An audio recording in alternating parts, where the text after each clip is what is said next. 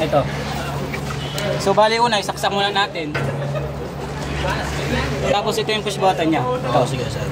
Pindutin nyo lang yan. Tapos mag-open siya dito. Linovo. Paghangin yata yan. Ayan, mag-open siya. So, ano muna, sa parts muna tayo. So ito yung hood niya. Hood. Then ito naman yung outer dataset niya. Ito yung inner dataset. Ito yung, sila yung nag-measure ng ng dimensions ng gulong. Okay. So ito naman yung spindle niya. Spindle, yung monitor. Ito naman yung selector knob natin. So parang ito yung ito yung mouse natin. So ito yung ginagamit pag lipat-lipat. And then ito yung wing nut. So dito na nilalagay. Pang-lock, sir. Pang-lock ng gulong. Wing nut. Wing nut. Wing nut. Wing nut. Tapos ito naman po yung adapter natin. So ginagamit naman to halimbawa naka-offset yung gulong or yung rim pag malalim. So ito yung pinapalitan to dito. Tinatanggal to and then papalit dito. Para mag-lock siya, no, sir. Tapos ito naman yung niya, yung wheel weights. Pantanggal ng wheel weights. Tapos pangkabit din yung hammer. Tapos ito naman sir yung foot pedal niya. So yung ginagamit ito pag enter, halimbawa mag-okay ka, pwede mo tapakan to or pwede nyo pindutin yung gitna. Dito ka nakaposisyon, no, sir? Pag nakaposisyon ka dito. Bato, ikang magkaya na, ikang paka-concentrate na yan, ha?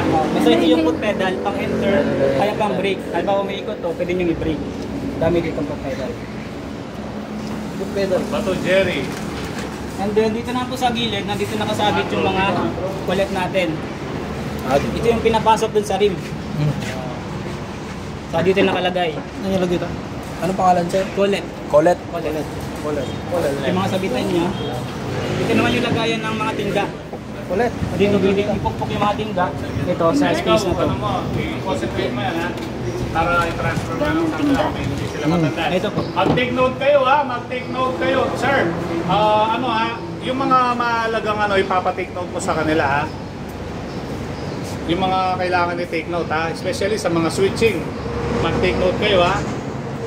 Suwak ko muna kayo. Suwak muna kayo to. So yun lang po yung mga parts niya. Bali may ano po pala siya dito. May sensor siya. Dito yung sa hood. Dito. Pag umangathin to, sir. Kapag binaba, pwedeng mag-auto-rotate siya. Pero nakaset dito is yung kailangan mo na pindutin yung start bago mag-rotate yung motor. So yun lang naman monitor. So okay na din sa mga parts. Okay. May tanong pa po kayo sa mga parts. Wala na, sir. Okay na. Ito na lang. Dito na lang yun. So ito yung yung inner data set. Outer data set. Outer day? Hindi. Inner, outer. Pag naano na sa gulong. Ito sir, pag binaba mo, Di pa. Di kasi nakaset na auto start. Kailangan mandar. Ano sir? Inner data set. Outer data set. Data set. Spindle. Spindle. Sir, tapos Inner and outer. isa pa natin sa isang gulungan. Opo, mamaya. Andito naman po yung yung pang-calibrate po niya ito. Yung parang bakal po dito. Oh, ito naman ginagamit pang-calibrate. Calibrate. Oh, pang-calibrate ng yun, spindle. Ginagamit yun sa 3-spin. So mamaya papakita ko po sir kung paano ginagawa yung 3-spin. So ngayon dito na po tayo sa pag-balance na. So unang-una po, meron tayong set weight mode. So ito yung ginagamit natin pang pang lipat-lipat. Ito. So set weight mode. Makikita natin sir yung iba't ibang combination ng paglagay ng tinga. Pwede yung clip-clip, clip-clip, clip-tape, clip-tape, tapos tape-tape, patch made. Yan tatlo. Sa mga ganyang gulong, sir, ano yung gagawin? Sa ganito sir, pwede naman po siyang pwede po siyang may clip dito, clip dito. Parting dun sa loob. Clip. Pwede siyang clip-clip. Clip. Opo. Okay. Ayan. Sa pang mags to, di ba? Pang mags. Opo, yung yung lang adhesive.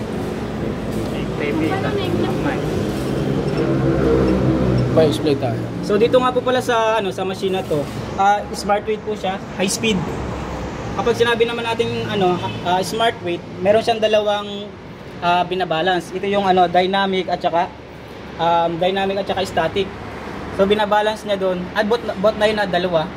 Binabalance niya bot yung bounce niya at saka yung talbog. Ay yung talbog niya at saka yung ito, yung wiggle. Oo. Dalawa na yun. Yun yung sa smart weight. Kapag disable kasi yung smart weight, so ito, isa lang yung pwedeng ma-select doon. Either ito or ito. So mas maganda naka smart weight. So So ngayon, for example sir, babalance na tayo ng gulong. So magsesali kayo ng ano dito ng kulit kung ano yung kakasya dun sa Dun sa rim. Doon sa bilog nga, sir. Dun sa bilog. Wait, dapat saktong-sakto na, sir. Dapat ang kailangan dapat hindi siya lalagpas masyado dito. Dapat hanggang dito lang siya. Kasi kapag nilagpas niya ng ano, tinantay niyo dito, mahirap na yung tanggalin. So dapat mga hanggang dito lang. Okay. Ito na yan. Gitna lang. Ito. Ayan, sir. Ayan. Hindi siya sagad na, sir. Oo, hindi sagad. Para madali lang siyang tanggalin. Okay. Sakpa. Ayun, sasampa natin ha. Ano? Collet? Collet. Collet. Ini collet lang. Collet. Okay. Kasama ng Bixoto. Collet doon na. Oh, ito pa. And then gagamitin natin yung ano. Since yung ano, yung collet natin nasa labas, ang gagamitin nating adapter ito. Ito gagamitin lang kapag yung collet natin nasa loob. Okay, pag nasa baliktad no, sir. Baliktad.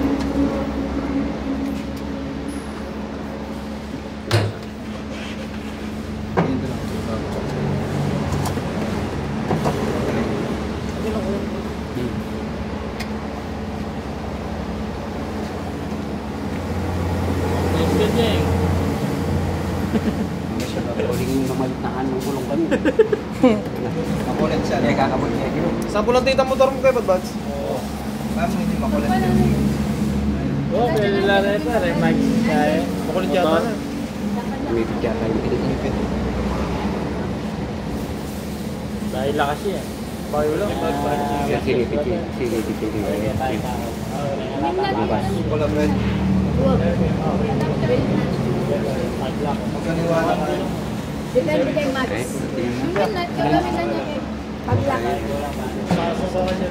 Gagamitan niya yung Ayun niya, pag-lock. paglak Ayun na. niya. Lock kasi balbas Kaya eh. yung pindot. Ayan na.